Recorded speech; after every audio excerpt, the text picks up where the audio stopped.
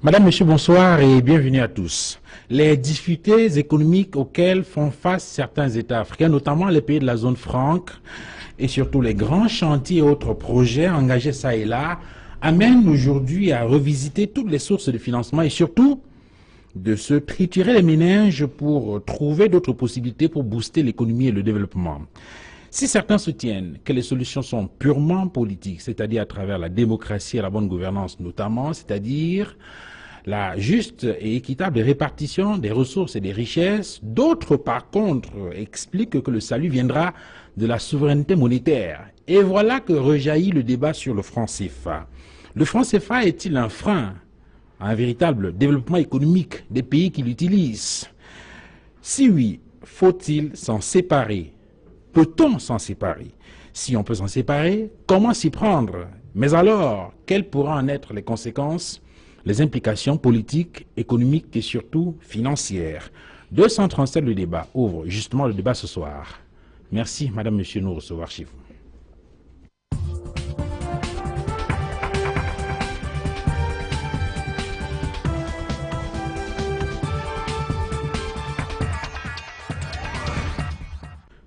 Sur le plateau 237 le débat ce soir, Henri Nanda, bonsoir. Bonsoir. Merci d'être venu sur ce plateau. Je vous en prie. Vous êtes expert financier et vous avez été pendant plusieurs années premier dirigeant d'une banque de la place. Il faut peut-être préciser que vous êtes également diplômé de l'école des hautes études commerciales de Paris après avoir enseigné, bien évidemment, en Hexagone pendant plusieurs années. Merci d'avoir accepté de venir chez nous. C'est un plaisir pour moi. Et j'espère également que c'est un plaisir pour les téléspectateurs qui vont nous entendre ce soir. Merci également à vous d'être venu, docteur Alaka. Alaka, bonsoir. Bonsoir Duval, merci de m'avoir associé. Vous êtes expert fiscal et vous avez fait beaucoup d'analyses sur la question du franc CFA, que ce soit sur la toile et même dans d'autres forats.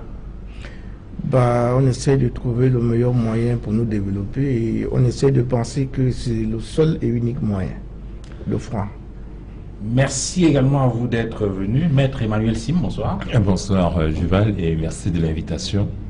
Vous êtes avocat, vous êtes également homme politique. Avocat de lundi à vendredi, homme politique à temps plein. Merci d'être venu. En fait, en tant qu'homme politique, vous allez nous aider peut-être à mieux appréhender la dimension politique du débat sur le franc CFA, entre autres. Merci en tout cas d'être venu. Je suis sérieux d'être à la hauteur de l'attente de ceux qui nous regardent ce soir à Douala. Je viens de Yaoundé et je retrouve cette belle ville que j'aime beaucoup. Bonsoir à Douala. Merci Maître Emmanuel Sim d'être venu. Docteur Edimo Mongori, bonsoir. Bonsoir Duval, bonsoir. Merci d'être venu donc sur ce plateau. Vous êtes économiste, vous êtes également politologue. Vous avez été pendant plusieurs années enseignant à l'ESSEC ici à Douala et aujourd'hui vous dispensez essentiellement à l'international. Merci en tout cas d'avoir accepté de venir. Merci, merci. Je voudrais, messieurs, qu'on fasse peut-être un peu de pédagogie pour planter le décor. Docteur Edimo, quand on parle de la monnaie, il faut entendre quoi? Oh, la monnaie, c'est le pouvoir, la monnaie, c'est la liberté. Voilà, quand vous n'avez pas de monnaie, vous n'êtes pas libre. Quand vous ne pouvez pas créer de la monnaie, vous ne pouvez pas avancer. Beaucoup de gens ne le savent pas. On se pose des questions. Comment est-ce que la Chine, en une vingtaine d'années, a pu surpasser les États-Unis en termes de PIB réel? La question est simple et la réponse aussi est tout aussi simple. La Chine avait une aptitude qu'elle a mise en route pendant une vingtaine d'années, créer la monnaie. 140% de son PIB chaque année, la créer, l'utiliser. Je crois que aussi longtemps qu'un pays n'a pas la possibilité de créer sa monnaie lui-même, qu'un continent ne peut pas le faire, il ne peut jamais être libre. En ce sens, je pense que nous débattons des questions extrêmement vitales. De temps en temps, on entend les gens dire « Ah, les Africains, c'est beaucoup d'Afrique, ils ne peuvent pas avoir une monnaie commune. » Mais l'Afrique, c'est le grand continent qui, d'ici 20 ans, va compter 2 milliards d'habitants. C'est le plus gros marché, un marché qui est composé de jeunes, avec une classe moyenne qui monte, un marché composé de jeunes, un marché qui, d'ici 50 ans, comptera quand même 4 milliards d'habitants, autant que l'Asie. Donc, il faut savoir que les Africains doivent prendre leurs responsabilités, commencer à penser une monnaie unique, une monnaie forte, qui créent eux-mêmes par leur banque centrale les soutiens que nous recevons du BAD et de toutes les institutions internationales. C'est insuffisant, c'est très peu. On ne peut pas être tous les jours en train de courir derrière les gens, donnez-nous ceci, donnez-nous cela. Il faut avoir ce pouvoir de créer la monnaie soi-même. C'est ce qu'a fait le Japon, c'est ce qu'a fait l'Allemagne, c'est ce que vient de faire la Chine. Ça demande juste un peu d'audace. Et je crois qu'on pourra l'avoir dans l'avenir. On en parlera justement dans le courant de cette émission parce que c'est ça justement la trame du débat. Je voulais qu'on plante tout d'abord le décor. Henri Nanga, est-ce que aujourd'hui ce débat sur, ou bien cette polémique sur le franc CFA en tant que monnaie, est-ce que cela tient de votre point de vue? Parce que beaucoup estiment que le franc CFA ne peut même pas du point de vue, en prenant en compte la définition donnée par le docteur Mongori, être considéré comme une monnaie. Vrai, faux? Non, je pense que le franc CFA répond à la définition de monnaie. Hein. Je veux dire qu'en fait, est-ce que c'est une unité de compte? Oui. Est-ce que le franc CFA a un pouvoir libératoire? Oui. Est-ce que le franc CFA est un instrument d'échange? Oui. Ça, ce sont ces fonctions de la monnaie qui définissent. Ce sont ces fonctions-là qui définissent une monnaie. De ce côté-là, il n'y a pas de problème. Mais la question est de savoir si le franc CFA est un levier ou alors est un instrument fondamental. C'est ça qui, je pense, devait être le fond du débat. Parce que si le franc CFA est le franc CFA en tant que monnaie, en tant qu'instrument, si vous prenez le débat, ou bien les arguments qu'avancent que j'appelais les souverainistes, y compris dans M. Tchinchian premier, les souverainistes disent que la monnaie fait partie des instruments de souveraineté. Cela n'est pas discutable.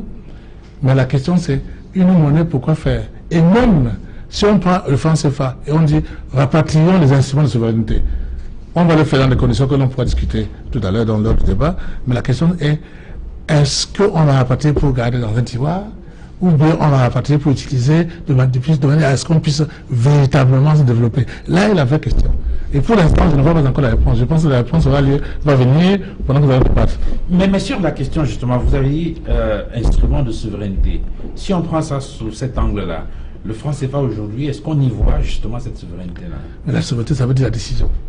Donc ça veut dire qu'en ce moment-là, est-ce qu'en matière de franc CFA, c'est nous qui décidons? C'est l'un des points sur lesquels la plupart de nos hommes politiques, hein, en fait, disons, c'est de la nouvelle génération, hein, ça pose comme problème fondamental. C'est qu'en matière de franc CFA, par exemple, nous ne décidons pas. Ou bien nous décidons sous embargo.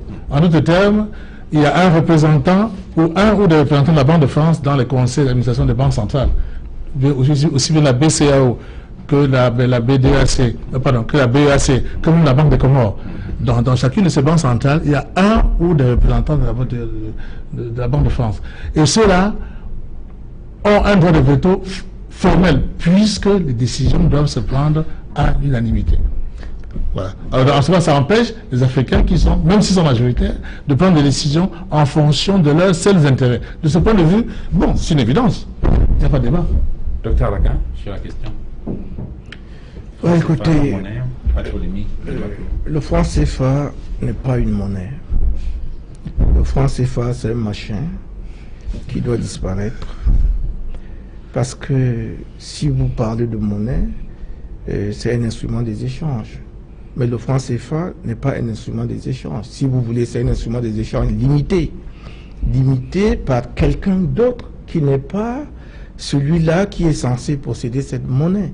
Donc pour moi, le débat aujourd'hui est clos presque. Parce que pendant très longtemps, on n'a pas voulu mettre sur la table ce débat. Dieu merci, depuis 2 ans, ce débat est mis sur la table et aujourd'hui il prend de plus en plus d'ampleur et simplement parce que le ministre français a bien voulu dire ok, ouvrons le débat, mais le débat a commencé depuis. Et s'il y a un débat, ça veut dire que cette monnaie-là n'est pas une monnaie. Pourquoi y aurait-il un débat avec le Naira, avec le Cili ou avec l'euro même ou avec le dollar? Voilà des monnaies. Et à mon humble avis. Donc, ce que je veux dire en réalité, c'est que le débat maintenant, c'est comment faire pour amener celui qui a géré cette monnaie pendant longtemps et qui a spolié nos économies à se racheter et à se repentir, à demander pardon. Voilà le débat aujourd'hui. Nous sommes dans une situation où notre économie a été bloquée, plombée, neutralisée.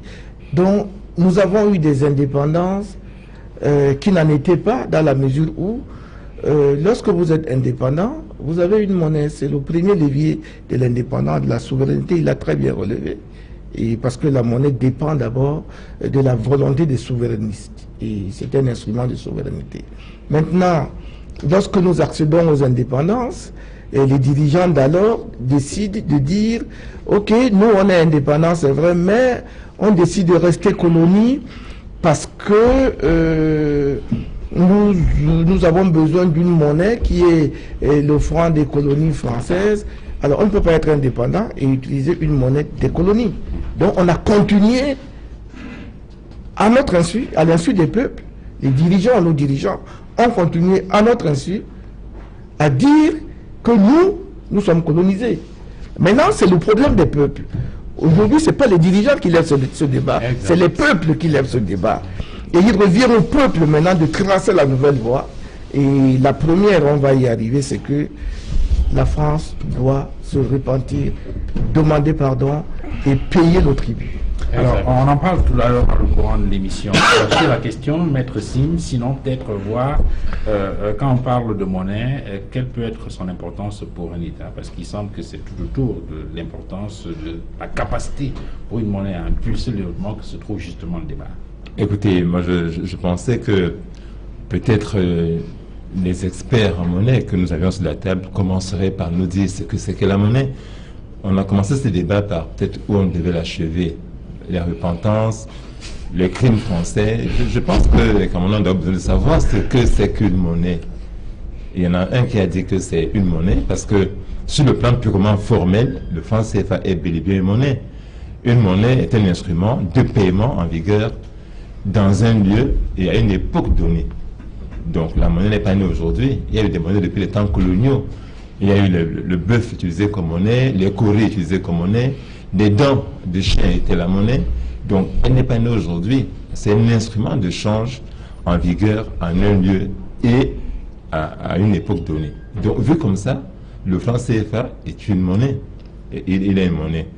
Et il est une monnaie, je fais de la loi. La loi camerounaise prévoit que ce franc CFA a un cours légal au Cameroun. Donc pour acheter, vous donnez le franc CFA. Et celui qui reçoit chez qui on achète est obligé de recevoir ce franc CFA. Il a cours légal. Donc c'est une monnaie. Je pense qu'il faut d'abord qu'on dépassionne ce débat. Après on va dire les positions politiques qui sont compréhensibles, mais il faudrait que les Camerounais comprennent ce que c'est. Maintenant, la monnaie a trois fonctions. Le banquier l'a dit. Ces fonctions également existent. C'est quoi ces fonctions? C'est d'abord une réserve de valeur, la monnaie. Le CFA a-t-il une réserve de valeur? Oui. C'est une unité de compte pour le calcul économique et la comptabilité. C'est une monnaie? Oui. Elle joue ce rôle, cette monnaie-là.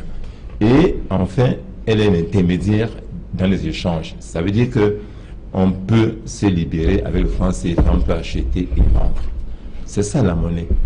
Donc aujourd'hui, qu'est-ce qui s'est passé? Il faut rappeler que nos États indépendants avaient signé un accord, une convention de coopération monétaire avec l'ancienne puissance tutélaire en Afrique de l'Ouest, en Afrique centrale et aux Comores. Il y a un accord qui a été signé par nos dirigeants à l'époque, à tort sûrement, mais la convention existe encore. Et aujourd'hui, la question est posée, est-ce que nous devons rester dans cette convention? D'ailleurs même, que disait la convention? Peut-être avant de rentrer dans le vif du sujet, je voulais tout simplement qu'on plante d'abord le décor, avant de revenir sur le fond du débat.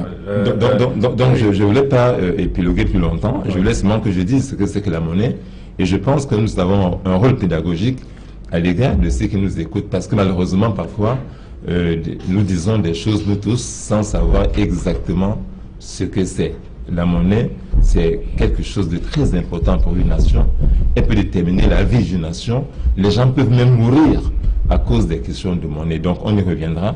Je tenais à le préciser pour dire, de mon point de vue, le franc CFA est une monnaie qui a des problèmes, qui aujourd'hui est sûrement dépassée. Mais on ne peut pas dire que ce n'est pas une monnaie, ça en est bien une. Sur le plan purement scientifique, hein. Bon, maintenant sur le plan sentimental, oui, on va élaborer dessus, et je pense qu'on va se retrouver rapidement avec le docteur qui semble contredire. Non, moi je ne contredis jamais les gens dans les plateaux de télévision. Bien. Je m'efforce de contredire les gens, mais je ne les contredis pas. Ce que je veux dire simplement, c'est que moi je ne fais pas de débat politique. Et je fais toujours des débats scientifiques. Bien. Sur le développement qui est fait par rapport aux définitions de la monnaie. Duval, s'il te plaît. Et je voudrais bien que cette émission soit une émission pédagogique, j'en conviens, mais je ne voudrais pas quand même qu'on infantilise les Camerounais au point de dire qu'ils ne savent pas ce que c'est que la monnaie. Tout le monde sait ce que c'est que la monnaie. Et je crois que ce serait une perte de temps pour moi que de rentrer dans des définitions disons élémentaires. On avance. Moi, je préfère qu'on aille au fond du sujet et qu'on débatte de cette question pour que, au sortir d'ici, qu'on soit à mesure de dire voilà, on a avancé. Ok. Voilà. Je vais vous expliquer. Mais ça m'étonne parce que, je vais dire, n'est-ce pas, nous avons la faiblesse souvent de penser que ce que nous savons, tout le monde le sait. On n'infantilise personne. Je dis ceci. J'ai un enfant qui est élève ingénieur en 3e année. Ce matin, en venant ici, je lui ai dit, c'est quoi la monnaie? Il était bien embarrassé. Non, ne pensez pas que tout le monde sait parce que nous savons. C'est pas pour infantiliser. Je pense que il est important qu'on se comprenne et qu'on n'ait pas l'impression qu'on infantilise ou qu'on veut dire qu'on ne comprend pas. Je voudrais préciser pourquoi j'ai posé la question. Je pose la question parce que si on se met d'accord que c'est une monnaie, eh bien dans la suite du débat, il sera donc question de voir si on va d'une monnaie pour une autre monnaie. Par contre, si on est d'accord, si on estime qu'on n'est pas dans une monnaie, alors ça veut dire que l'orientation est différente. Ça veut dire qu'il faut créer une monnaie pour passer à autre chose. C'est pour ça que j'ai posé la question pour se mettre d'accord. Je peux avancer. Je vois que moi, je suis un peu votre conduction du débat là, pour dire que soyons clairs sur la question. Parce qu'en fait, know your destination is half of the journey, comme disent les Américains. Ça veut dire que si vous savez où vous allez, il faut d'abord savoir en fait d'où vous venez. Voilà. Si vous ne savez pas où vous allez, c'est que ça ne vaut pas la peine. Si on n'est pas d'accord que le franc CFA est déjà une monnaie, on ne peut pas savoir pour qui décide sur le franc CFA. On ne peut pas parler de la décision, on ne peut pas de la souveraineté, parce que c'est pas une monnaie, ça n'existe pas. Oui, absolument. Donc, considérons donc que le franc CFA existe et que cet instrument-là répond à la définition d'une monnaie qui est, je rappelle bien, 3 fonctions. Est-ce que le franc CFA après fait ces 3 fonctions? Ça veut dire 1. Est-ce que c'est une unité de compte? Oui. Est-ce que c'est une réserve de valeur? Oui. Est-ce que c'est un support pour les transactions? Oui. Voilà les 3 fonctions d'une monnaie. Très bien. Eh bien, le franc CFA répond. Donc maintenant, le débat suivant, c'est mais qui fait le CFA? À qui appartient le franc CFA? Ça, c'est les questions sur lesquelles. Alors, pour moi, je ne suis pas d'accord avec ça, parce que pour moi, une monnaie, c'est une devise. Est-ce que le franc CFA est une devise? Si on dit oui, alors on dit c'est une monnaie. Voilà. Or, moi, je crois que jusqu'ici, c'est quelqu'un qui assure la convertibilité de cette monnaie, la parité de cette monnaie. Or, si c'était une monnaie, au sens économique et scientifique du terme, je dis bien monnaie au sens économique et scientifique, le franc CFA aurait été une devise. Le franc CFA, on aurait eu la planche de billets. Au lieu de s'endetter, on aurait tiré, on aurait mis la planche à billets pour financer l'économie. Or, nous n'avons pas ce pouvoir. Donc, c'est peut-être une monnaie. Voilà, c'est peut-être une monnaie. Parce que, comme instrument des échanges, et je l'ai dit au départ, mais instrument des échanges limités. C'est pour ça que je dis. D'accord, ok. Si je suis qu'on est d'accord. Donc, docteur Mangouri, on peut peut-être avancer. J'étais sur la question de l'importance d'une monnaie. L'importance d'une monnaie pour un État et dans quelle mesure cette monnaie-là peut être un instrument de développement ou de construction économique d'un État. Oh, vous savez, monsieur le Parce que docteur, ça a beaucoup de débats. On a dit que c'est une monnaie. Maintenant, en vérité, pour nous autres économistes, le franc CFA, on peut l'appeler une monnaie, mais ce n'est véritablement pas une monnaie. Parce qu'une monnaie a plusieurs fonctions. Une monnaie, quand un État a une monnaie, cet État dispose aussi d'un ministre des Finances qui mène une politique monétaire. Notre ministre des Finances ne mène aucune politique monétaire. C'est un ministre du budget. C'est un ministre du budget et qui gère aussi la politique de crédit, c'est tout. Maintenant, qui manipule les taux d'échange? C'est Paris. S'il y en a même, il n'y en a pas. Et c'est ça où commence le problème. Vous voyez, aussi longtemps qu'une économie n'a pas la possibilité de marcher, d'avancer sur un marché ouvert, de produire et de créer sa propre monnaie, de développer sa propre politique monétaire, elle ne peut pas. On a eu tout à l'heure sur les avantages de cette monnaie. La question que je pose pour qu'on avance progressivement vers le fond du débat, c'est peut-être il faut remonter à l'histoire même, parce qu'aujourd'hui, la question fait débat. Je crois que la difficulté, c'est au niveau de la valeur qu'il faut effectivement donner à cette monnaie, et peut-être lié à son ancrage à l'euro ou à l'euro de façon globale. Quand commence, à quel moment, je veux dire, si on fait un peu d'histoire, à quel moment commence cet ancrage-là et comment cela évolue? Disons que partons, on se retrouve dans une situation où il faut... Partons déjà de l'année des indépendances. Oui. Nous nous retrouvons avec une monnaie, une zone monétaire, mieux dit, qui nous est imposée, il faut le dire comme ça, parce qu'on n'a jamais choisi un franc CFA, c'est quelqu'un d'autre qui l'a défini et qui nous a dit, bon, venez vous asseoir, c'est votre franc. Maintenant, c'est qui? C'est quelqu'un qui vous a gardé sous son joug et qui, à un moment donné, ne veut pas vous laisser partir. Et qui dit, bon, ok, pour que je vous retienne, vous restez avec moi. Moi, désormais, je garantis vos opérations sur le marché international. Ça veut dire quoi? Ça veut dire que quand le Cameroun vend une banane à 100 francs, au départ, dans les années 60, 80 francs sont mis en réserve. Dans le trésor français. Dans le trésor français. Au départ, le Cameroun ne peut pas acheter autre chose. Les années passent, les chefs d'État commencent à manifester. Le monsieur Yadema, 172, il constate que c'est intenable. Mais suite à l'affaire de phosphate. Oui, il doit développer son industrie de phosphate et il ne peut rien acheter, il n'a pas suffisamment de devises. C'est de là qu'on part donc de 80% qui sont mis en réserve à 65%. Et ensuite, on constate que ce n'est toujours pas suffisant. En fait, le différentiel, il est géré par la France. Nos pays n'ont aucun droit de regard. En fait, ce différentiel est placé sur le marché à terme, sur le marché interbancaire. Donc à la Bourse de Paris, génère des intérêts importants qu'on devrait se partager. Mais on ne nous rend pas compte de ce qui se passe. Et ensuite, en 2012, donc, on passe à une autre étape. Et on dit, bon, ok, désormais, vous aviez droit à 20% des réserves en devises.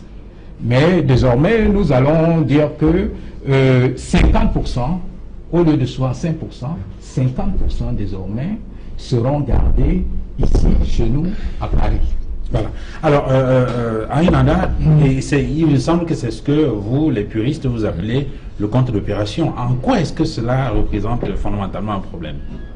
Le compte d'opération? Oui. Mais je pense que monsieur l'a dit de manière, disons, très concrète. Ça veut dire qu'en fait, à un moment donné, toutes les devises qui sont engagées par nos exportations ont été totalement puis partiellement stockées dans ce compte d'opération. La proportion est en baisse significative en fonction des soubresauts politiques. Nous sommes d'accord, en fonction de soubresauts politiques. Lesquels soubresauts politiques ont des dessous économiques, bien entendu, mais en tout cas, c'est ça qui fait, c'est cette pression-là qui fait que ça baisse. On était à 100%, on est à 80, 65, ou on est à 50. Mais sachez bien qu'en sur le plan international, le taux de couverture d'une monnaie par les avoirs extérieurs, les avoirs extérieurs nets, en gros, c'est dans les 20%. Donc, il y a toujours un supplément de 30% qui est dans les comptes d'opération, qui ne demande qu'à être utilisé par ceux qui en sont propriétaires. Je sais très bien, à ce niveau, que les responsables de banques centrales ont bien un compte d'opération, qui, dans leur comptabilité, a des écritures, n'est-ce pas? Mais non, la question importante, c'est 50%, 20% ou 0%. Mais ça n'est pas, je veux dire que ce n'est pas une prérogative de moi, de lui ou de vous-même. C'est une prérogative de nature purement politique. Donc, aux hommes politiques, la décision à prendre au moment qu'ils trouvent opportun. Mais notre rôle de technicien, c'est de dire, attention, sur ce plan-là, il y a encore des marges de manœuvre importantes sur lesquelles on peut rogner pour favoriser l'expansion de l'économie. Mais il y a une question de fond que j'ai posée initialement et qui reste. C'est que avoir une monnaie, c'est pourquoi faire. Si on n'a pas ce qu'il faut pour que ce levier-là puisse être bien utilisé. Je pose la question, il y a une chose simple. Est-ce que nous avons des entreprises? Est-ce qu'il y a des entreprises? Je prends un exemple récent. On va en parler. On va y arriver. Avant que vous arriviez, je vais te poser des colons avec une seule question. En 1994, on a fait la dévaluation de franc CFA. Pourquoi est-ce que 20 ans plus tard, sinon un peu plus, les effets supposés bénéfiques de la dévaluation, tout le monde peut faire le point, hein? Okay? Pourquoi est-ce que cette dévaluation n'a pas véritablement bénéficié à la structure de nos économies? Comment on y arrive? Voilà. La question va être on va discuter, mais c'est intimement lié à la monnaie. Je vous rends la parole. Comment on y arrive? Je veux dire, sur ces accords, sur les quotidiens dont on parlait tout à l'heure, Dr Mongouri, comment on y arrive? Sur les accords, parce que vous avez dit qu'il y a des accords qui ont été passés. On sort de la période coloniale, il faut les indépendances, et en même temps il faut protéger, il faut garantir, on parle de stabilité, et donc on prend ces décisions. Comment on y arrive? Pourquoi est-ce qu'à cette époque-là cela était nécessaire? Je veux prendre un peu par deux petites phases, en disant que premièrement, la manière avec laquelle vous arrachez votre indépendance conditionne le reste. Si vous l'arrachez par des négociations en plusieurs étapes, vous obtiendrez une souveraineté que vous allez, qu'on appelle ça, sédimenter, en fonction de chaque fois ce que vous arrachez. Si vous l'arrachez de manière ferme et totale, d'un seul coup, définitivement, vous obtenez tout le bloc et vous gérez. C'est tout. Maintenant, si les dépendances ont été obtenues de manière, je veux dire, par un choc frontal sur lequel les intérêts ont été mis face à face et débattus, on va avoir une monnaie dit, gérez votre monnaie. C'est ce qui s'est passé avec la Guinée. Maintenant, si les dépendances ont été négociées pour les gens que, écoutez, prenez d'abord ça et ensuite, eh bien, c'est ce qui se passe avec nous. Alors, Dr Aka, pour avancer vers la question, il y a un problème peut-être au niveau de la garantie. Parce que ce qui transparaît dans le débat et dans les exposés qui sont faits par le Dr Mongouri et puis par Henri Nanda, c'est la question de la garantie. Qu'est-ce qui garantit une monnaie? Mais la monnaie est garantie par la production, par la richesse de la nation. Je vous prends un exemple terre à terre. Moi, je m'appelle Alaka, je suis personne physique, je fais un champ de plantains. Et mes plantains, je les aurai dans 3 mois. Mais un mois avant, j'ai mes enfants qui doivent aller à l'école. Et donc, j'ai besoin d'argent. Je vois l'abbé Amselam qui achète le plantain pour aller revendre. Et lui dit, voilà, mon champ de plantains.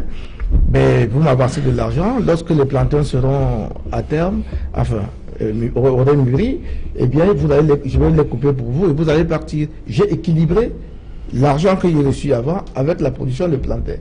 Ça se passe de la même manière pour les États. Et les États qui ont besoin d'argent peuvent conditionner ou alors hypothéquer les productions futures, avoir de la monnaie, et c'est là où j'ai dit quand on a sa monnaie, on tire la planche à billets. Parce qu'on sait que dans quelques mois ou au courant de l'année, j'aurai peut-être 5 000 milliards, j'ai besoin maintenant de 3 000 pour financer mon économie, je tire 3 000, je sais qu'à terme, j'aurai 5 000 milliards, les 3 000 vont couvrir. Et on travaille pour rembourser cette dette. Voilà, on travaille pour rembourser cette dette, pour l'équilibrer. De sorte que si on ne l'équilibre pas, tout se passe comme dans une voiture qui a 60 litres, qui a un réservoir de 60 litres, vous arrivez à la station-service, vous dites, j'ai besoin de 80 litres. Mais votre réservoir n'a que 60 litres. Alors, si on met les 80 litres, bien sûr, si vous n'avez pas un récipient, ça va déborder et vous aurez perdu 20 litres. Et c'est ça qu'on appelle l'inflation, parce que justement, l'argent n'a pas été couvert. C'est à peu près ça. Mais simplement, il y a une école qui dit que la production précède la monnaie. Non, c'est la monnaie qui précède la production. Et c'est pour ça l'intérêt de la monnaie. Et mon ami Nwanda N-A-N-D-A, vient de me surprendre en disant que le problème c'est avoir une monnaie, pourquoi faire? Ça veut dire donc qu'on n'a pas de monnaie jusque-là, cher ami. Ah, parce que Je n'ai pas encore répondu. Hein, quand vous avez posé ça, si vous voulez prendre la parole. Vous avez dit tout à l'heure, avoir une monnaie, pourquoi faire, c'est le fond du débat. Oui. Alors, ça veut dire qu'à l'heure actuelle, on n'a pas de monnaie. Maintenant, on va vers une monnaie. Qu'est-ce qu'on va en faire? Très bonne question, pourquoi? Cela pose toute la problématique du CFA existant, qui montre que ce CFA-là, ce n'est pas nous qui le gérons. Si maintenant on a une monnaie à nous, est-ce qu'on sera à mesure de gérer? Et c'est là l'intérêt de votre question. C'est ce qu'il a expliqué en parlant du compte d'opération. Oui, en fait, le compte d'opération, cette histoire de compte d'opération, c'est quoi? C'est-à-dire que vous êtes jeune, vous ne connaissez pas le marché international, ce qu'on vous a donné comme monnaie, c'est pas une devise, donc c'est pas convertible sur le marché international. Nous, on va assurer la convertibilité. C'est pour ça que pour assurer cette convertibilité, on doit garder votre argent chez nous sous la forme des réserves dans un compte d'opération que nous gérons et pour lequel vous n'avez aucun droit de regard. Mais c'est de ça qu'il s'agit. C'est pour cela c'est pour cela donc aujourd'hui des voix s'élèvent pour exiger une, je veux dire quoi, que la situation soit nettement plus claire. Oui, on peut dire ça comme ça. Oui, absolument. Je pense que vous voyez, on est d'accord rapidement avec les autres. Donc, vous voyez bien que vu comme ça, on est d'accord depuis le départ. La monnaie est d'une grande importance pour un pays. Il faut le savoir. Et les États, tous au monde, cherchent rapidement à avoir une monnaie, parce que la monnaie est comme un symbole pour un État. C'est un symbole de sa puissance. C'est ça une monnaie.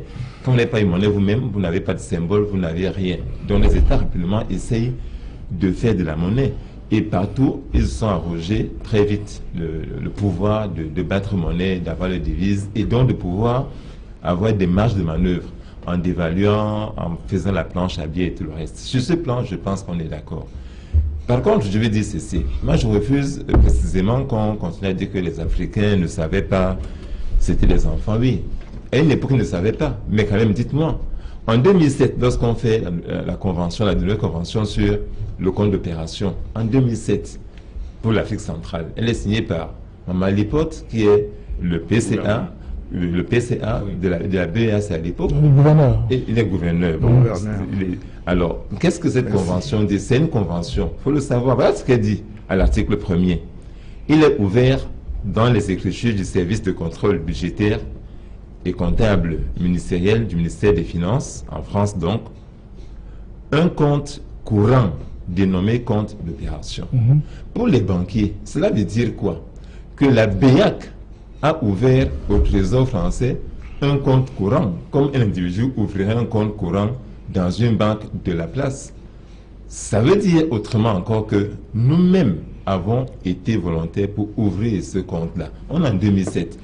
Et en 2007 toujours, on va donc passer... Vous êtes avocat de maître. Oui, je suis avocat, mais je suis un homme politique. Donc, c'est un contrat, au moins c'est dans la matière entre les parties, n'est-ce pas? Il a fallu qu'elles soient d'accord. Elles sont d'accord. Voilà. C'est une convention signée par les parties. Donc je veux dire qu'on cesse de nous faire croire que nous, on n'est jamais d'accord de rien, on a tout imposé. En fait, vous répétez la thèse selon laquelle, si au départ, on ne savait pas de quoi il est question, en 2007, on a suffisamment de dirigeants pour remettre en question. Donc nos dirigeants maintenant, nos dirigeants de l'époque, j'ai dit encore que c'était les décisions politiques qui ont été prises. Il y a toujours moyen de revenir sur une convention.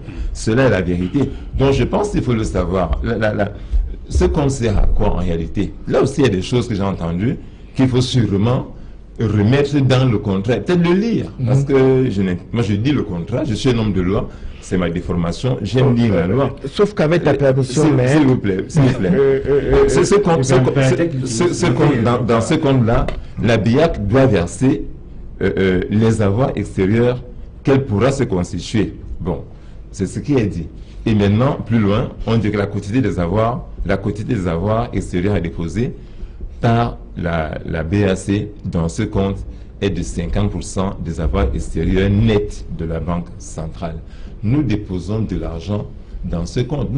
Parce que moi, je pense que le compte d'opération ne doit pas nous effrayer.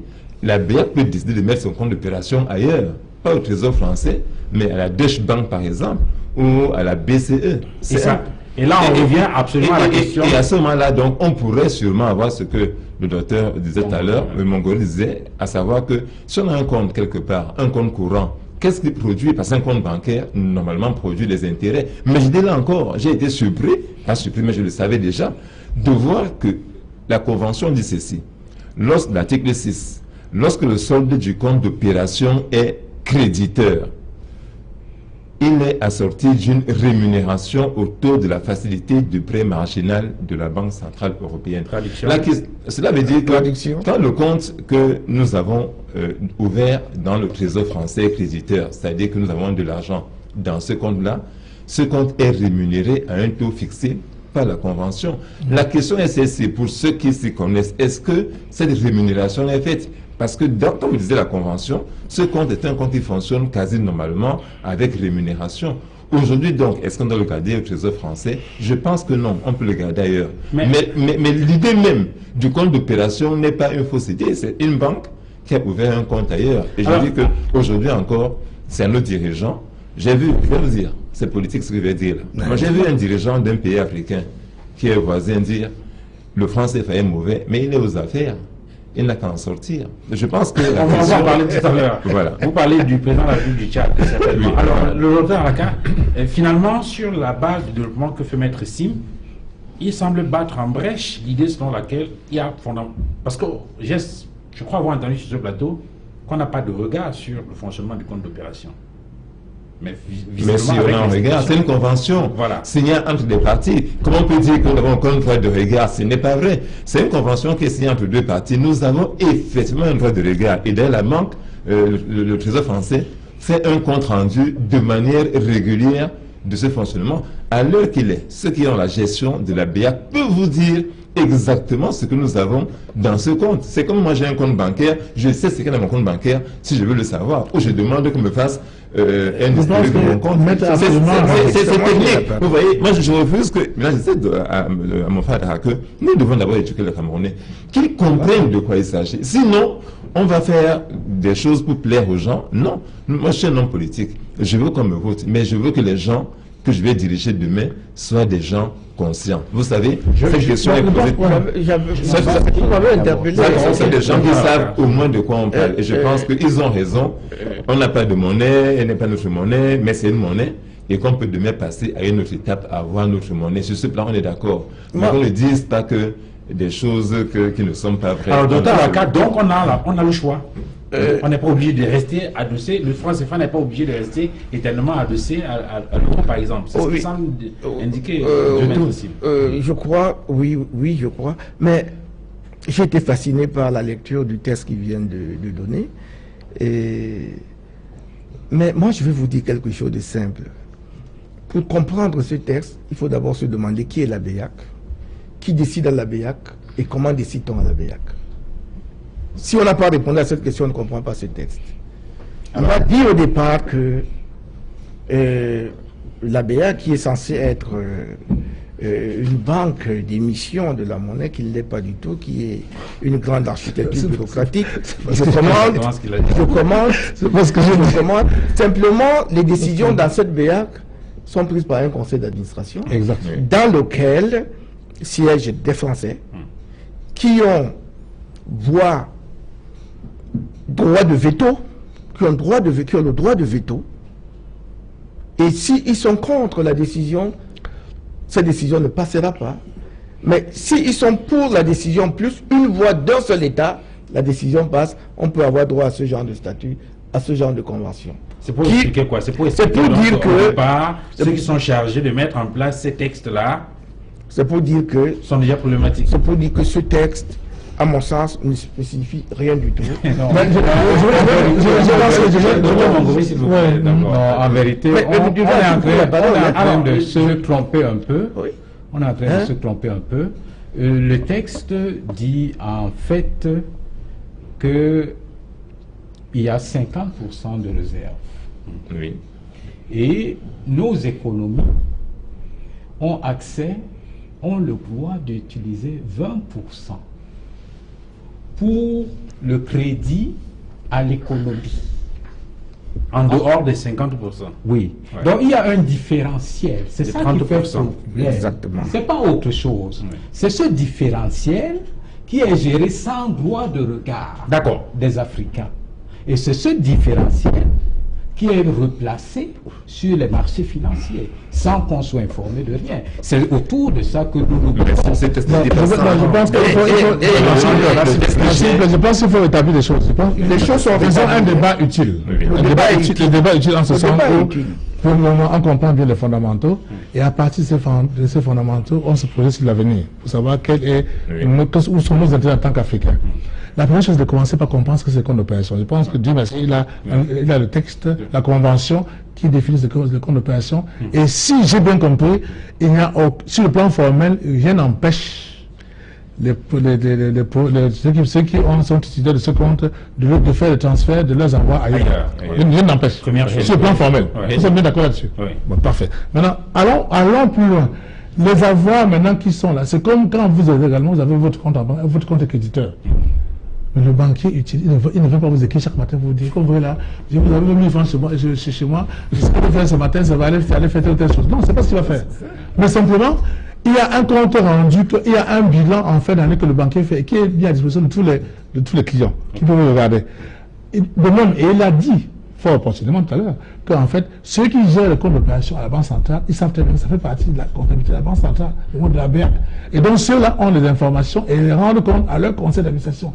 Là où le bas blesse, où le bas peut blesser, c'est qu'au niveau du conseil d'administration, les décisions se prennent à l'unanimité. Je dis bien, il n'y a pas une autre formule.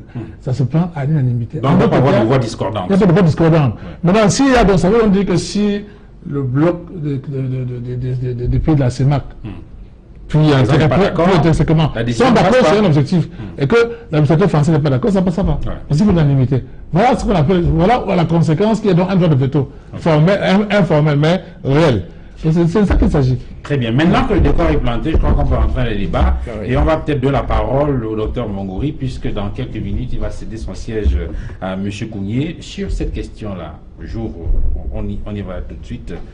Est-ce que aujourd'hui, il est envisageable que le Cameroun, commençons par le Cameroun, parce qu'on va prendre le Cameroun d'abord en tant que pays, puis on va voir tout à l'heure en tant qu'élément d'un ensemble. Est-ce qu'aujourd'hui, de votre point de vue, le Cameroun est prêt ou peut sortir du franc CFA pour avoir ça en est? Dans la pratique, ce serait difficile parce que, en fait, si le Cameroun sort du franc CFA, il attirerait d'autres pays à sortir du franc CFA. Et du coup, ceux qui ne seraient pas contents qu'il soit sorti lui feront la guerre à ceux qui ont pris la décision de le faire partir du franc CFA. Donc, politiquement, ce n'est pas jouable. Un homme politique, quel que soit son nom, qui dirige le Cameroun ne peut pas de lui-même décider, même si, à moins que ce soit après un référendum, mais il ne peut pas partir de lui-même dire qu'on se retire. Parce que si, en tant que décideur, vous partez du franc CFA, vous perdez aussi votre chaise. Ça, c'est automatique. Donc, en fait, nous sommes piégés. Nos pays sont tout simplement piégés. C'est le temps qui va nous aider. Le temps va nous aider comment? Nous avons des défis énormes qui arrivent.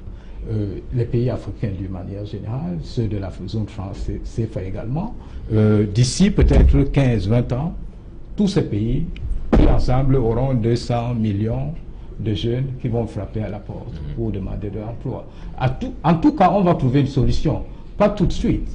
Le débat même qui vient aujourd'hui provient du fait que, en effet, le Tchad, qui dépend à 70-80% des recettes de pétrole, des sources de pétrole, ne peut rien faire, ne peut plus rien faire, ne peut pas conduire son plan d'urgence. Et c'est pour cela que M.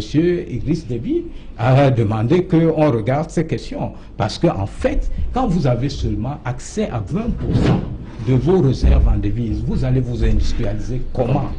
À partir de quoi? 20%, ça représente quoi? Alors, les autres vont peut-être noter la question parce que vous allez reprendre la parole tout à l'heure. Je voudrais continuer avec lui. Maintenant, en tant qu'entité, en tant qu'élément, le Cameroun seul, vous dites que ça va être difficile. Maintenant, si la mobilisation se fait au niveau des différentes zones franques, la zone UMOA et peut-être la zone BEAC, cela est plus envisageable? Je crois que les efforts d'intégration régionale qui se font aujourd'hui, on a vu le premier qui se fait du côté de l'Afrique australe et orientale. C'est un indicateur qui nous montre que probablement du côté de l'Afrique centrale et de l'Afrique de l'Ouest, on va aussi aller en direction d'une intégration régionale. De toute façon, nos États sont relativement petits pour qu'ils puissent parler d'un ton fort sur la scène internationale. Nous devons, à mon avis, avoir une monnaie africaine. Parce que l'Afrique, ça compte. L'Afrique compte beaucoup. L'économie mondiale ne pourra pas vivre dans l'avenir sans l'Afrique. Toutes ces économies, qu'elles soient asiatiques ou européennes, sont constituées essentiellement de personnes âgées. Les personnes âgées ne consomment pas. Les personnes âgées consomment les remèdes, pour le dire ainsi. Ils ne font pas marcher l'économie. Nous avons une population... docteur, ça marche. Nous avons une population jeune et une population qui devient de plus en plus... qui a de plus en plus de pouvoir d'achat. Donc un marché extrêmement important. Il est important que nous ayons une monnaie forte, parce que en fait, nous allons beaucoup compter. Docteur Mambouri, on va vous remercier d'être venu sur le plateau de 237 le débat. Merci. Et à très bientôt. Allez, Vous allez être remplacé par M. Pouy. Alors, dans la même veine, Maître Emmanuel Simi, est-ce que le Cameroun aujourd'hui est en mesure de quitter la zone CFA pour créer sa propre monnaie? Oui, nous pouvons le matin dire qu'on quitte la zone CFA. C'est une décision politique. Vous savez, je compare, je viens de lire une convention, celle du compte d'opération. Il y en a une autre plus ancienne, la convention de coopération monétaire. Je compare une convention à un acte de mariage. On est dans une affaire avec d'autres personnes. Le Cameroun n'est pas dans un accord bilatéral avec la France. Il y a un accord signé par la BEAC dont nous faisons partie avec la France. Est-ce qu'on peut partir d'un matin? Je dis on peut partir, mais on n'est pas seul. Pour divorcer, il faut être deux. Mais là, c'est un mariage à plusieurs. Il y a le Gabon, le Tchad et les autres. Qu'est-ce qu'on fait? Donc, on peut partir. C'est une décision politique qu'on peut prendre. C'est pas compliqué à faire. On peut dire, la Guinée l'a fait. Elle a dit, moi aujourd'hui, je m'arrête, je ne suis plus avec vous. Et c'est arrêté. On peut le faire. Mais j'ai dit, est-ce que stratégiquement, c'est la solution? Il faut réfléchir. Parce qu'on est nombreux, on n'est pas seul. Et tout à l'heure, M. Nanda posait une question d'importance. La monnaie, c'est quoi? En fait, elle se caractérise par la confiance. On parle de la monnaie fiduciaire. Fides veut dire confiance. La monnaie est caractérisée par la confiance que les utilisateurs de la monnaie ont dans la persistance de sa valeur. Donc, une monnaie, il faut que les gens aient confiance en elle dans la persistance de sa valeur pour savoir si sa valeur restera bonne longtemps et de sa capacité à servir de moyen d'échange. Donc, on crée une monnaie parce qu'on est sûr qu'elle a la persistance de sa valeur et qu'elle a une capacité à servir de moyen d'échange. Donc, une monnaie a forcément des missions sociales, des missions politiques, une dimension psychologique, une dimension juridique et économique. C'est ça. Donc, il faut tenir compte de l'environnement politique, juridique, sociologique et tout le reste. Est-ce qu'aujourd'hui, nous pouvons partir? Je dis oui, sur le plan décisionnel, on peut partir, mais on n'est pas seul. On sera obligé fatalement, matériellement, de nous asseoir avec des autres partenaires pour savoir comment on fait. C'est normal. Quand on divorce, c'est facile à dire, mais après, il y a les enfants à garder. Qui prend la maison? Qui garde la voiture? C'est des questions pratiques qu'il faut poser. Je pense que c'est cela qu'il faut comprendre définitivement. On peut partir, mais on part comment? C'est une décision à prendre en commun parce qu'on a signé ensemble. Alors, docteur Alaka, donc deux aspects dans son développement. Première chose, on est un tout petit peu lié avec d'autres États, la sous-région avec lesquels on utilise ce franc CFA. Et deuxième chose, c'est qu'on risque d'avoir une monnaie, mais une monnaie qui ne sert pas à grand-chose. Je n'ai pas dit ça. J'ai dit qu'il faut qu'en la mettant... Non, je n'ai pas dit ça. Je suis Camerounais, j'aime ce pays, je me bats pour ce pays. Il faut qu'on s'entende. J'ai dit que simplement, la monnaie, le FIDES, la monnaie fiduciaire, c'est la confiance. Il faut dire, vous savez, à l'époque, la monnaie était adossée sur de l'or. Donc, la quantité d'or d'un pays définissait sa capacité à faire des billets de banque. Aujourd'hui, ce n'est plus ça. Ce n'est plus l'or. C'est la confiance que les gens ont dans une monnaie. Cela veut dire quoi? Si on demande à mettre si maintenant entre le Naira, le franc CFA, le franc rwandais et le franc zimbabwéen de choisir, je prendrai l'euro parce que l'euro est une monnaie plus sûre. ou alors le dollar. C'est comme ça, c'est la monnaie, ce n'est pas le jeu, c'est l'économie. Donc il faut qu'on ait confiance à une monnaie. L'euro fait confiance, le yen, la monnaie chinoise également, le dollar. Il faut qu'on ait des monnaies en lesquelles les gens aient confiance. Je pense que c'est de ça qu'il s'agit aujourd'hui. Et pour le faire, il nous faut avoir une vraie économie derrière, des vrais États. Ça veut dire avoir derrière, parce que si la Guinée équatoriale fait monnaie, la Guinée sont 500 000. Si le Gabon fait monnaie, les Gabonais sont combien? Est-ce qu'il pourra avoir une monnaie qui soit forte et qui donne confiance aux gens? Est-ce qu'un Chinois viendrait prendre la monnaie gabonaise? Avoir une monnaie, Merci. avoir une monnaie forte. Merci du verre. Aujourd'hui, j'ai parlé longtemps, monsieur Alaka. Non, pas du tout. Un homme politique doit parler longtemps, surtout lorsqu'il est doublé d'un avocat. Bien sûr. Non, moi, je crois que l'homme politique, si moi j'étais un homme politique, je ne réfléchirais pas. Demain, je sortirai du CFA.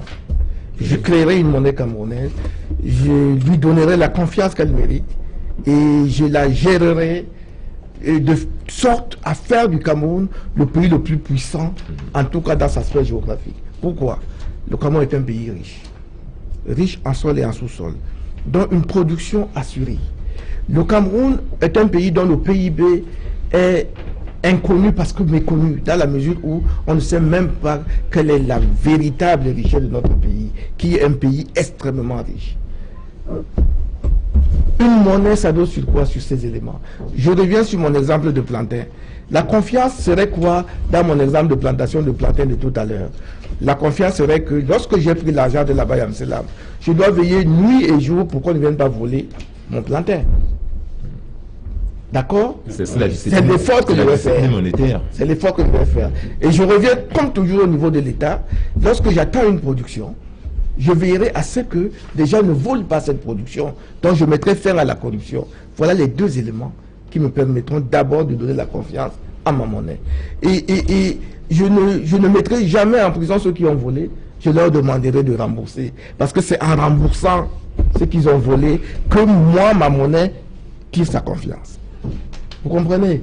Donc, ce que je veux dire, c'est quoi? Aujourd'hui, c'est irréversible. Maintenant, je parle en tant qu'homme de science. C'est irréversible parce que si le Cameroun ne profite pas de ce virage, ça veut dire que nous sommes maudits. Ça veut dire que nous sommes maudits, et je pèse mes mots.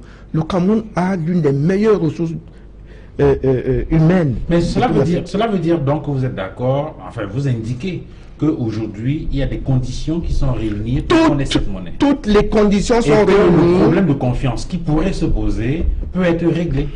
Il peut être réglé à 1000%. Alors, voilà. La parole d'abord à Henri Nanda et puis on revient à vous tout à l'heure. Henri Nanda sur le sujet. Mon voisin me rappelait qu'il est un homme de science. Moi, je suis un homme d'entreprise. Hein. Ce qui veut dire que chacun a son expérience, son vécu sur des questions. Quand il dit que je suis un homme de science, ça veut dire que je parle du point de vue de la science. Je n'ai pas le monopole, je n'ai pas la prétention de dire que je suis un homme de science. Je n'ai jamais dit ça. On s'est bien compris, docteur. Même si c'est la vérité. Ouais, encore que. Voilà. Ce que je voudrais dire, c'est qu'en fait, il a parlé de confiance. La monnaie, effectivement, il y a un aspect de confiance.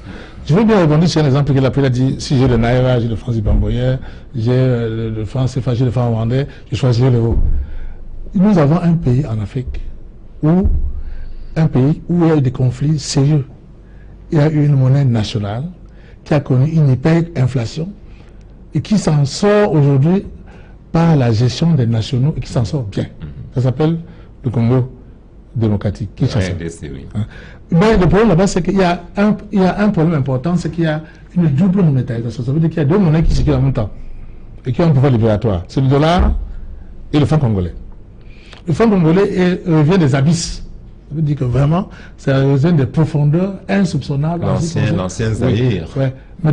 Mais pourquoi est-ce que le dollar continue à être préféré, au moins par les élites, en termes de pouvoir libératoire? C'est la question de la confiance dont tu parles. Donc, ce n'est pas un aspect à négliger. Ce qui fait que cette question fait qu'aujourd'hui, il y a deux monnaies qui circulent dans un même pays. quelque part, ça pose un problème. Ne serait-ce que pour un observateur non averti, se dit, mais attends, quel est ce pays où je viens? Je demande au Congolais, je vais discuter avec eux pour une opération, il me dit, paye-moi en dollars. Ils n'ont pas la préférence pour dire, payez-moi en francs congolais. C'est comme nous ici, par exemple. Et ça pose une question de gestion de la monnaie. La préférence pour la liquidité que nous avons ici. Parce que ici, même si les francs sont sur liquide, quand même, tout le monde sait que le chèque, les gens préfèrent n'aiment pas dire paye-moi par chèque, mais paye-moi plutôt en espèces. Donc, la préférence pour la liquidité fait également ça veut dire qu'il y a une défiance vis-à-vis d'un instrument de paiement qui est important, c'est le chèque. Donc la confiance est un élément important d'appréciation pour la gestion même d'une monnaie. Le docteur a dit qu'on peut construire cette confiance. Voilà. Non, il a dit on a construit même s'il faut construire la confiance en luttant contre la corruption, en développant la bonne gouvernance. Ça veut dire que ce n'est pas une opération d'un seul jour. D'un seul jour. Ouais. Donc c'est pas demain matin que ça veut dire qu'ils vont très bien décréter demain. Et c'est possible. Je crois que nous disons que ce plateau, c'est pas politiquement, on peut décréter que demain matin, tout de suite, on change tous les. On fait fonctionner la planche à billets pour mettre une monnaie qu'on doit choisir sur le marché. C'est possible. Mais là, la question, c'est est-ce que la confiance sera là? La confiance va se construire de deux manières. Il y a la confiance qui est le discours. Nationaliste, souverainiste, c'est notre pays, c'est nous-mêmes. Il y a la confiance qui vient de ce que la société, par elle-même, a les capacités de dire je fais plutôt ce choix-là sur cette monnaie. Que les élites que ceux qui produisent, nous faisons le choix d'utiliser plutôt cette monnaie. Ça s'appelle les entreprises. Et je répète encore depuis que je suis sur ce plateau, que en réalité, même si demain nous décrétons qu'il y a une monnaie à nous tous, qu'il y a une monnaie qui a décroché par rapport à l'euro, qui depuis le franc CFA bien qui va s'appeler n'importe quel nom, la question sera nos entreprises, elles sont où? Parce qu'on en a besoin. Il y a un économiste, il y a quelqu'un qui parle souvent sur les plateaux ici, que j'aime beaucoup, il s'appelle Dieudonné Essomba, qui, en matière de l'économie de l'offre, est la première personne au Cameroun dont j'entends parler aussi clairement et distinctement des questions qui nous concernent au plus haut point et pour lesquelles nous avons la négligence. Et je dis que si Dieudonné Essomba allait au fond de sa pensée, il comprenait très bien que, effectivement, la question de la monnaie est une question importante et il faudrait trancher très vite. Mais sauf qu'il aura peur de trancher parce que quand il va trancher le lendemain, il est dans la caisse. Parce que les entreprises qui font partie de la confiance à bâtir ne sont pas là. Donc, d'accord qu'il faut qu'on peut y aller quand on veut. Deux, il faut y aller avec discernement et pour avoir ce discernement, c'est quels sont que nous appelons pour prendre cette décision. On aura tout à l'heure des précautions pour prendre par rapport à la question. Alors, M. Couillet, bonsoir. Bonsoir. Et merci de nous rejoindre sur le plateau. Alors, peut-être d'abord un mot sur les échanges que vous avez écoutés avant de continuer sur la question en elle-même. Oui, j'ai bien suivi, n'est-ce pas, tout ce qui est en train d'être dit et tout ce qui a été dit. Mais je pense que ce débat est un débat complexe. C'est un débat complexe et je pense que la question de la monnaie, on n'a pas besoin d'avoir une monnaie forte. Une monnaie doit avoir le pouvoir libératoire sur son territoire, tout simplement.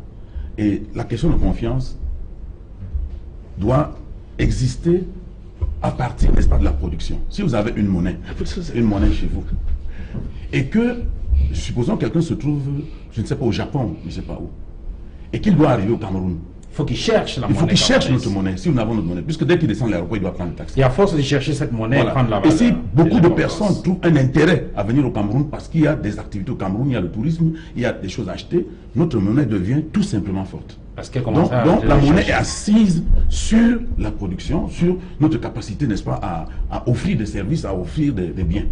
Donc, dire qu'une monnaie, on ne décrète pas une monnaie forte. Et une monnaie, je dis une monnaie, dès que la monnaie existe, elle a un pouvoir libératoire sur son territoire. Ça veut dire que c'est un mode de paiement. Et si cette monnaie existe, si vous décidez demain matin que nous avons une monnaie qui s'appelle X, et que cette monnaie est disponible, et qu'on commence à l'utiliser, si notre pays a une bonne économie, ceux qui viendront acheter au Cameroun, ceux qui viendront fonctionner au Cameroun, auront besoin de cette monnaie. Et dès lors que beaucoup de personnes auront besoin de notre monnaie dans plusieurs pays, alors notre monnaie va commencer à avoir une crédibilité. Alors sur la question, est-ce qu'aujourd'hui, les agrégats macroéconomiques sont tels qu'aujourd'hui on est en mesure de prendre cette décision? Parce que vous êtes en même temps en train de répondre à la question que je lui ai posée, à savoir est-ce qu'on peut y aller tout de suite? Vous dites oui. Mais il y a des gens qui émettent un certain nombre de réserves. Je crois avoir lu quelque part, je ne sais plus très bien, je vais me retrouver tout à l'heure, qu'en ce qui concerne par exemple les indicateurs économiques, lorsqu'on a une balance commerciale qui est déficitaire, pratiquement moins 1200 milliards, ça peut représenter un problème. Ça, c'est un premier élément. Le deuxième élément, par exemple, au niveau du champ politique, de la visibilité dans l'espace politique. Certains estiment qu'il n'y a pas une grande traçabilité dans la gestion, par exemple, de la monnaie. C'est-à-dire qu'il y a comme une espèce d'opacité qu'on a observée dans nos États, pour ne pas dire notre pays, et qui peut justement avoir un impact sur la manière de gérer, par exemple, cette monnaie. Est-ce que ce ne sont pas des éléments qu'il faut prendre en compte, justement, dans l'analyse de je voudrais vous dire que même les Américains gèrent avec beaucoup d'opacité. C'est-à-dire le dollar, si vous avez... Maître a dit tout à l'heure que la monnaie était d'abord adossée sur l'or. À un moment donné, à un moment donné, les Américains ont tellement... les gens ont tellement vendu aux Américains et ont stocké le dollar que les Américains se sont rendus compte que la quantité de dollars qui circule dans le monde... D'où la décision du président Nixon voilà, représente 5 fois, n'est-ce pas, la quantité d'or dont ils disposaient. Et ils ont décidé, le président Nixon a décidé qu'il n'y a plus de convertibilité, n'est-ce pas, de dollars. Et puis, ils ont estimé que l'économie américaine était l'économie la plus puissante. Toute la monnaie, toutes les monnaies doivent, n'est-ce pas, être adossées sur le dollar. Tout simplement. Et quand ils sont rendus compte... conséquence, c'est quand même un choc pétrolier. Oui, mais justement, à partir du moment où les gens ont eu beaucoup de dollars, et à un moment donné, ils ont demandé la convertibilité du dollar en or, et qu'ils ne pouvaient pas trouver de l'or suffisamment pour pouvoir faire cette convertibilité, cette conversion, ils ont pris une décision unilatéralement, et le président Nixon a dit, à partir d'aujourd'hui, on ne convertit plus le dollar en or. Donc, et ça a posé un problème, parce que ils se sont rendus compte à un moment donné que il y avait beaucoup de... Ils sont allés loin, parce que le président Reagan et Mme Thatcher ont décidé d'augmenter les taux d'intérêt, pour pouvoir faire en sorte que ceux qui étaient déjà endettés soient plus endettés. Donc c'est pour vous dire que même eux, ils ne gèrent pas de manière claire, c'est la mafia. Et là, je suis d'accord avec le docteur Alaka, que si on doit mettre ce pied de moins, on met la monnaie en place, et puis on se bat autour de cette monnaie. Mais si vous voulez mettre ça dans un processus, ce processus n'aboutira jamais. D'ailleurs, la monnaie, pour créer une monnaie, on ne doit pas claironner. Tout à fait. On doit le faire comme la dévaluation. C'est-à-dire que la monnaie, on a déjà tout ficelé et le matin on dit, ok, à partir d'aujourd'hui, nous avons notre monnaie, elle fonctionne de telle manière. Il a raison. Donc si nous avons négocié avec les Français ou bien discuté avec les autres États, moi je crois que c'est une affaire qui... Je pense qu'il faut qu'on se comprenne bien. Il faut qu'on se comprenne bien. Nous sommes ici d'abord initialement sur un débat technique. Parce que je ne suis pas de ceux qui pensent que on crée la monnaie, on réfléchit après. C'est pas possible. C'était ça, ça vaut pas la peine qu'on ait un débat. On est là sur un débat purement technique pour dire si la création de la monnaie est possible. C'est une question de l'intelligence et les Africains, nous aussi on en a l'intelligence. On peut aussi gérer les monnaies. Il n'y a pas de problème de ce côté-là. Maintenant la question c'est quand est-ce qu'il faut créer, ça dépend de politique. Nous sommes parfaitement d'accord là-dessus. Maintenant, quelles précautions nous devons prendre pour que ce genre de création soit un succès? Voilà la question. Tout à fait. Pour que la question soit un succès. Maintenant, si c'est pour simplement... Non, mais c'est pas ce que j'ai dit, s'il vous plaît. Il faut comprendre que c'est la création de la monnaie. Je n'ai pas dit qu'il faut créer n'importe comment. La réflexion doit exister, mais elle doit être une réflexion interne. Si on l'extériorise et qu'on commence à discuter avec les Français qui ont intérêt à ce que nous restons dans la zone franc, la réflexion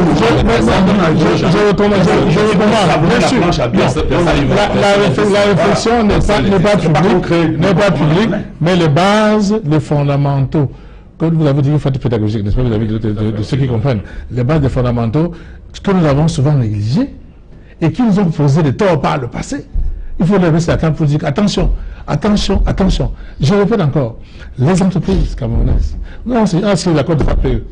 Les entreprises camerounaises, quels sont les avantages là-dedans? Il y a une liaison avec la monnaie, il y a une liaison avec tout.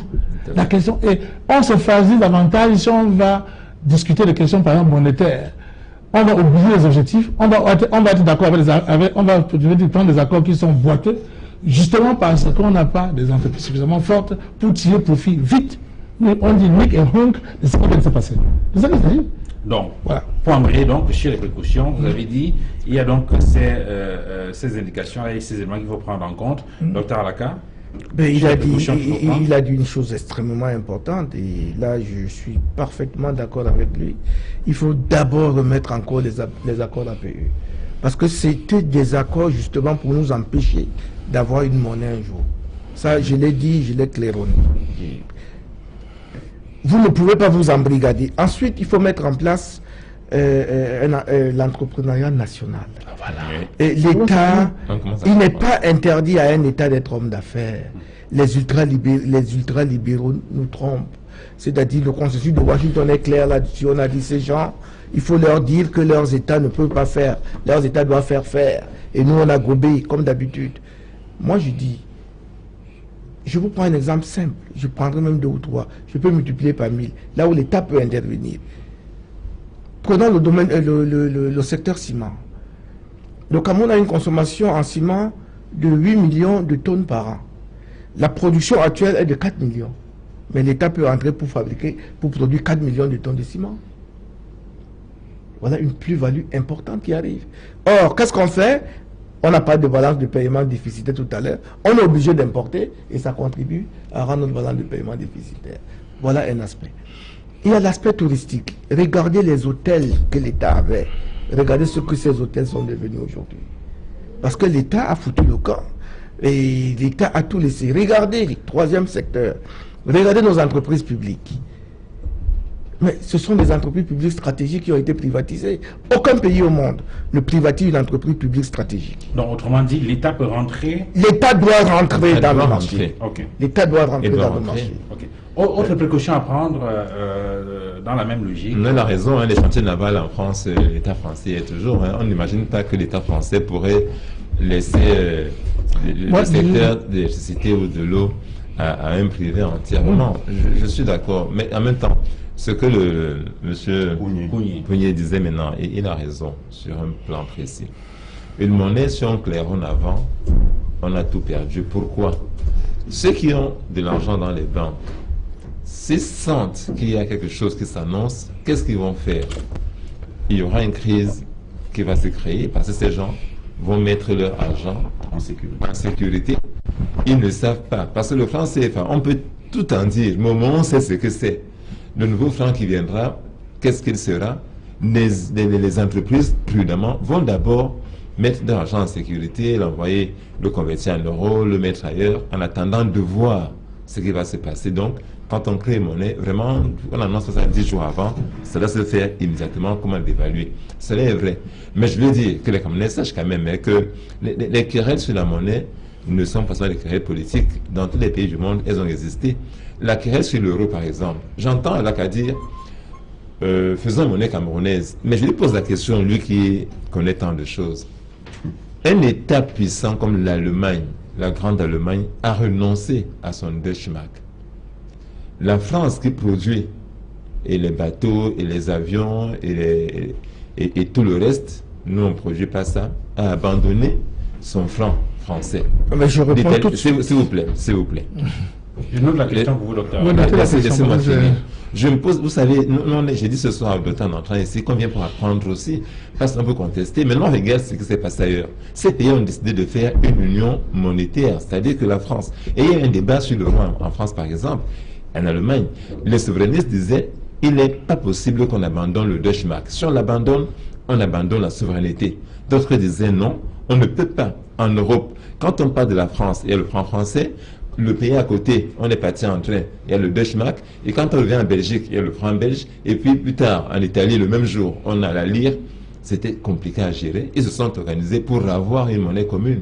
Donc, il faut réfléchir. Est-ce que nous pensons aujourd'hui qu'on ferait une monnaie seulement camerounaise, ou il faudra qu'on s'organise pour avoir une monnaie avec le Nigeria? Moi, je dis que ces questions, ce pas des questions sentimentales. Moi, je prends des cas très simples. Il y a des pays qui ont eu leur monnaie à eux. Mais avoir une monnaie n'est pas la seule condition pour se développer. Sinon, le Zimbabwe serait très loin. Sinon, le Zaïre de Mobutu aurait été très loin. Une monnaie, on peut faire une planche à monnaie, une planche à billets, on produit de l'argent au point d'avoir ce qu'on appelle en économie l'hyperinflation. Ça veut dire que, pour schématiser, pour acheter un plantain, il faut avoir une brouette d'argent. Voyez-vous, ça perd sa valeur. Donc, je pense que dire aux Camerounais que la monnaie seule suffit, ce n'est pas vrai. Il faut dire qu'il y a d'autres conditions. Moi, je regarde la monnaie, comment il paye. C'est ce que nous en disons. S'il vous plaît, je vais vous dire, n'est-ce pas? Mettons qu'il y a le franc billard demain. Si les Congolais continuent à payer le franc billard, c'est le président de ces pays, non? Non, je n'ai pas compris comme ça. Le franc billard, je dis le président. J'appelle franc billard. C'est le président de ces pays. Quelqu'un qui s'appelle franc billard. Je crois que vous disiez franc billard. On appelle le franc billard. Continuez. Le matin, si nos fonctionnaires, si les Camerounais continuent à piller la fortune du Cameroun comme ils le font aujourd'hui, même si on a un franc camerounais, on va se développer. Si vous faites un hôpital et que cet argent va dans les poches d'un Camerounais, que ça s'appelle CFA ou autre chose, on n'ira nulle part. Dans la question de la rigueur de l'orthodoxie monétaire. Oui, donc il faut qu'il y ait une rigueur dans la gestion, une rigueur dans la discipline monétaire et tout le reste. Donc, la monnaie en elle seule n'est pas le seul critère. Et bien, ça, c'est bien compris. Voilà. Non, je pense qu'il faut qu'on se comprenne encore davantage sur ta question. Parce que ce que Maître vient de dire, ça fait partie des soubresauts de la vie courante d'un pays, qui est souveraineté monétaire ou non. Okay. Il y a des pays qui ont leur propre monnaie, où il y a des corrompus, il y a des inefficaces, il y a tout ce qu'on veut, des administrations pourries. Ça existe. Mais il semble indiquer que dans un pays... ce n'est pas une condition préalable, ni nécessaire pour avoir une monnaie bien gérée. Je n'ai pas dit ça. Je n'ai pas dit ça. Il faut qu'on se comprenne bien. Je n'ai pas dit. Je dis ceci. On a bien compris. Je n'ai pas dit c'est préalable. Ce n'est pas une condition unique. Ce n'est pas la seule condition d'affaires. Ce n'est pas la seule condition. Oui, mais ce n'est même pas une condition de tout pour avoir une monnaie. Oui, l'État a des instruments entre les mains, n'est-ce pas, pour gérer l'économie. La monnaie est l'un des instruments. Le premier, sinon l'unique. Il y a l'instrument budgétaire. L'État peut, par rapport au budget, faire peut-être des virements de crédit, prendre à gauche pour mettre à droite, mais l'État a l'élément monétaire qui peut lui permettre, n'est-ce pas, de tirer de l'argent pour pouvoir résoudre des problèmes, comme a dit le docteur Alaka au début, afin de voir après coup comment faire pour résoudre, pour compenser tout ça. Donc quand l'État n'a pas... comme si on empruntait de l'argent et après il y a aussi l'instrument fiscal. Parce que l'État, vous avez vu en France, quand il fallait créer les emplois, quand le président Hollande a arrivé, le chef d'entreprise, a dit bon, je vais vous faire un crédit, je vais vous faire une réduction d'impôts et vous allez faire ceci, vous allez faire cela. L'État utilise aussi cet instrument-là, n'est-ce pas, pour pouvoir mener des actions au sein de l'économie. Donc, on ne peut pas considérer que, n'est-ce pas, avoir une monnaie, c'est une petite chose. Dès lors que vous n'êtes pas autorité monétaire, vous avez un instrument qui vous manque. Cet instrument-là est très important. Et puis pour revenir à l'euro, parce qu'il a pris l'exemple de l'euro tout à l'heure, l'euro n'est pas un modèle. Parce que justement, l'euro, les pays qui sont à l'euro ont des fiscalités différentes, ont beaucoup de... C'est assez compliqué. Ils n'ont pas encore réussi eux-mêmes à faire cette intégration. Là, vous voyez le cas de la Grèce, ça devient très compliqué. Et il y a des pays qui menacent de sortir de l'euro parce qu'il y a des pays puissants qui sont à l'euro, qui sont en train de pomper sur les autres. L'Allemagne est très à l'aise. Avec le risque l'Allemagne est très à l'aise parce que l'Allemagne est une économie très puissante, donc elle tire profit de l'euro. Mais il y a des pays qui perdent tout simplement dans cette opération. Alors, il y a le docteur Aga qui prend la parole, puis vous... il peut la prendre, je vais prendre. Non, mais je suis allé. Allez-y. Juste pour les proximité. Non, mais... C'est vrai qu'il a commencé à répondre à la question. Oui, il a commencé à répondre à la question. Et moi, je voudrais ajouter la chose suivante. On arrive à l'euro après que chaque État ait eu sa monnaie. Ça veut dire que vers une monnaie africaine, chaque pays peut avoir sa monnaie. Et puis à terme, on va négocier. Et l'intégration maintenant monétaire. Et on va avoir une monnaie. Et deuxièmement, l'euro a été créé beaucoup plus pour accélérer le pouvoir politique de l'Union qui est chancelant. Il a donc fallu une monnaie qui était l'aboutissement du pouvoir économique et qui allait être maintenant le reflet ou alors la chose sur laquelle tout le monde va se fonder pour asseoir le pouvoir politique, notamment face aux États-Unis d'Amérique. C'était ça. Et aujourd'hui, l'euro a des problèmes. Il a évoqué.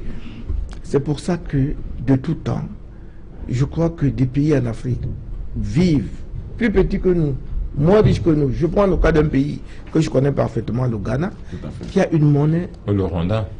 Ou le Rwanda qui est un taux de croissance incroyable, le Ghana. Parce que le Ghana a réussi à combattre la corruption.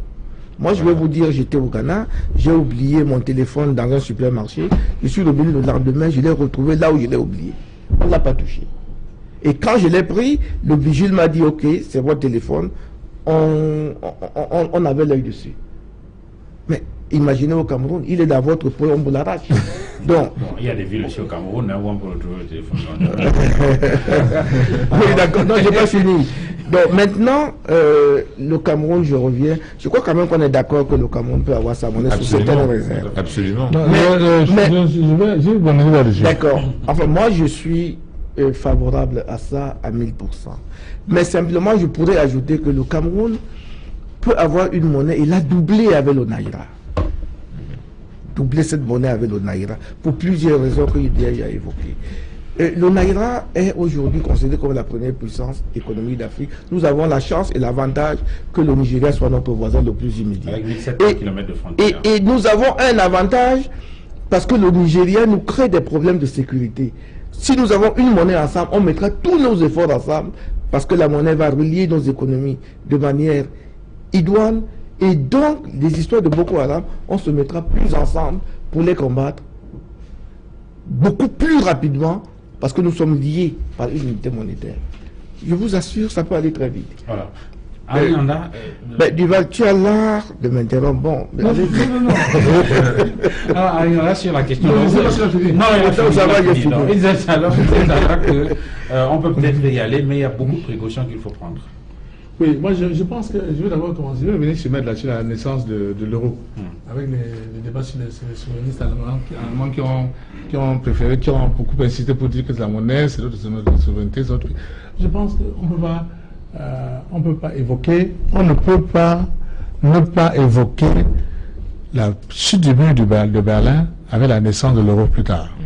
Il y a certainement en ce moment des négociations politiques, vous connaissez très bien, des négociations politiques où on a dû céder sur l'un pour avoir sur l'autre, ou bien on a dû dire peut-être que pour consolider la paix, c'est pour ça que l'euro, comme disait quelqu'un, c'est un peu bancal. Ça veut dire que c'est une monnaie où, en fait, qui a l'apparence d'une monnaie, mais qui n'a pas l'assentiment de tous ceux qui sont effectivement partenaires. Oui. Parce que ça a des souvent dit des négociations qui a dû être fortes.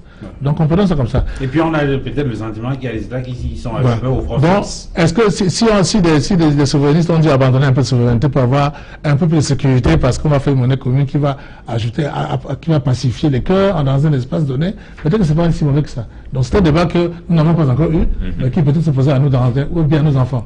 Mais ce qui est également important dans cette disposition, c'est de dire la monnaie pour le Cameroun. Fait une monnaie pour le Cameroun. D'accord. Mais pourquoi est-ce que nous allons aujourd'hui, si on veut faire ce genre d'exercice, refuser un avantage qui existe, à savoir que plusieurs pays ont déjà une monnaie? Et que, en fait, la question importante, c'est de savoir si on va dans le fond. On a parlé de ça dans la première partie, décrocher par rapport à l'euro et avec toutes les conséquences de droit. Mais pourquoi est-ce qu'il faut encore dire que chacun va décrocher de son côté? Ne commettez pas l'erreur de l'Afrique équatoriale française, de l'Afrique occidentale française, où on a loupé la chance d'avoir des embryons des États suffisamment, disons, significatifs en termes de surface et en termes de population, parce qu'on a réussi à nous diviser. Ne faut pas que la monnaie soit demain encore un espace où on appelle ça un élément de division possible sur les États africains. Nous avons déjà fait un grand pas en ayant une monnaie commune pour une zone donnée. Et bien, si on peut arracher, si on peut demain, dans les conditions politiques qui seront définies, reprendre, décrocher et conserver la monnaie dans cet espace-là et agrandir l'espace, tant mieux. Le franc CFA, en attendant. On a fait le débat dessus. On sort de l'émission. Deuxièmement, je pense que ce qui est important, à la fin, c'est qu'on se développe. Oui, bien sûr, c'est qu'on se développe. Tout à fait. Ce qui est important à la fin, c'est qu'on se développe. Et je dis encore, le monde de l'entreprise dit, ouvrons l'espace pour la création des entreprises. Ouvrons les espaces pour la promotion des entreprises. Ouvrons les espaces pour des ressources humaines, la formation des jeunes, pour que l'on puisse avoir des entreprises suffisamment fortes. Ça veut dire quoi? Ça veut dire qu'il faut que l'intelligence africaine s'exprime. C'est ça qui est d'abord important. Il faut que l'intelligence africaine s'exprime. Elle s'exprimera demain sur la monnaie, elle s'exprimera demain dans la direction des entreprises, elle s'exprimera demain sur des domaines sur lesquels nous ne soupçonnons pas encore. Mais sauf que, il faut d'abord qu'elle s'exprime. C'est ça qui est important. Très bien. Je voulais dire que, comme a dit le docteur Lacassi, nous avons une monnaie camerounaise, tout simplement. Nous avons au moins deux pays cul-de-sac, le Tchad et la République la centrafricaine seront automatiquement avec nous, puisqu'ils vont faire beaucoup d'opérations ici. Non, c'est deux pays qui le savent, qui font beaucoup d'opérations avec nous. Donc, ces pays-là vont se rapprocher. C'est un espace. Vous avez parlé d'espace. Et justement, nous serons déjà peut-être le Cameroun a peut-être 25 millions d'habitants, le Tchad, je crois, 12, etc. La République centrafricaine, une dizaine. Nous aurons déjà un espace de... L'espace CEMAC, c'est autour de 50 millions d'habitants avec ces deux pays. Et puis, si nous essayons de négocier nos relations avec le Nigeria, nous avons déjà un espace très grand qui peut permettre que notre monnaie soit une monnaie porteuse. Maître Emmanuel Simon. Oui, mais je suis content de cette conclusion donnée par les uns et les autres. Ça revient à ce que je disais. En réalité, c'est vrai. Sur le fondement, chaque État doit avoir sa monnaie. J'insiste, c'est un instrument de souveraineté, c'est un instrument de puissance pour un pays. Si quelqu'un conteste ça, il ne sait pas ce qu'il fait. En même temps, il faut peut-être dire que est-ce qu'on n'a pas l'occasion, nous les Africains, de faire enfin de l'Afrique? Est-ce qu'on n'a pas l'occasion de revenir à Nkrumah? Est-ce qu'il faut que nous revenions pour chaque pays à sa monnaie? Parce que si on veut faire l'Afrique de demain, on ne peut la faire qu'avec une monnaie africaine ou alors des monnaies sous-régionales. Est-ce qu'il faut aujourd'hui faire une monnaie pour chaque pays, que le Gabon ait sa monnaie, le Cameroun sa monnaie? La question est posée. Et pour terminer, je dis ceci, les débats que j'ai entendus, c'était de dire des débats un peu manichéens, pour ou contre. Non, nous disons, nous sommes pour qu'il y ait une monnaie au Cameroun, mais est-ce qu'on doit la faire seul ou avec les autres? Et à un champ de réflexion, en ce qui me concerne, et je pense que notre parti l'a toujours dit, il faut penser Afrique, il faut penser grandir en commun et donc de faire une monnaie pour chaque espace avant peut-être un jour de réussir le rêve qui est le mien, qui est le rêve de Nkrumah, de faire l'Afrique, une seule Afrique et une seule monnaie. Comme aux États-Unis, il y a 50 États, il y a une seule monnaie. Pourquoi ne pas rêver? Commençons aujourd'hui. C'est une conclusion qui rejoint un tout petit peu le moment que vous avez fait, à savoir qu'il faut que chaque État puisse avoir sa monnaie. Maintenant, on peut travailler sur l'intégration monétaire. Effectivement, si chaque État n'a pas sa monnaie, et ça rejoint le fait qu'on a donné l'indépendance à une Afrique, en même temps, alors qu'on a donné l'indépendance à chaque État, chacun à son jour. Donc chacun doit avoir sa monnaie à son jour, et le jour où on a engagé des discussions pour se mettre ensemble, on se mettra ensemble économiquement, puis politiquement. Mais on ne peut pas commencer par le haut, on commence toujours par le bas et au monde. Moi, je crois que pour y arriver aujourd'hui, la seule chose qu'on doit éviter de faire, c'est de nous mettre encore dans une table de négociation avec la France pour discuter des questions de monnaie. L'heure est venue pour que nous retirons de cette affaire et chaque État ait sa monnaie et commence véritablement son développement. On va négocier un autre argent dans la difficulté au niveau de la méthodologie. Non, je pense que comme je dis, évidemment qu'en matière de méthodologie, nous ne sommes pas d'accord. Parce que, dans les années 60, il y avait deux camps, toujours comme tu as vu en Afrique. Il y a ceux qui pensaient qu'il faut y aller, on peut faire l'Union de l'Afrique par agrégation successive, mais il faut d'abord commencer quelque part à un module. Il y a ceux qui disaient que non, on a pour l'indépendance. La question est encore là, même pour le franc CFA. Ça veut dire que, est-ce que nous avons dit, et je répète encore, c'est embêtant, mais il faut bien le faire. Est-ce que nous allons perdre l'avantage, comme nos parents de 1960, l'avantage d'avoir eu, c'est 13 ou 14 pays là qui possèdent la langue. Est-ce que c'était un avantage? Mais, enfin, non, je veux dire, à cette époque-là, on avait l'avantage de la langue. Il y avait l'avantage de la langue qui existait. C'était un critère. Comme le Rwanda a changé de langue. On parlait. Le Rwanda a changé. Il y a deux langues qui coexistent au Rwanda. Ils n'ont pas changé. Ils ont adopté une seconde langue officielle. Donc, ce que je suis en train de dire. Moi, j'ai été au Rwanda il y a 3 semaines. Mais moi, j'étais avant 3 semaines. Finissez, ce que je suis en train de dire.